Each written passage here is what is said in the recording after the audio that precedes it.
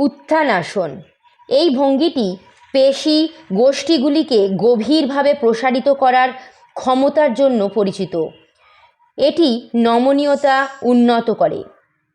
উত্থানাসন স্নায়ুতন্ত্রকে শান্ত করতে সাহায্য করতে পারে, শিথিলতা বৃদ্ধি করে। সামনের দিকে বাঁকানো রক্ত প্রবাহকে উদ্দীপিত করতে সাহায্য করতে পারে, বিশেষ করে মাথা এবং মাথার ত্বকে।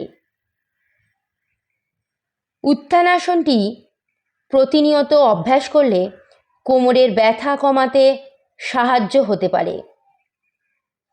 উত্থানাসন হলো একটি সম্পূর্ণ শরীরের প্রসারণ, যা বিভিন্ন পেশিগোষ্ঠীকে সম্পৃক্ত করে।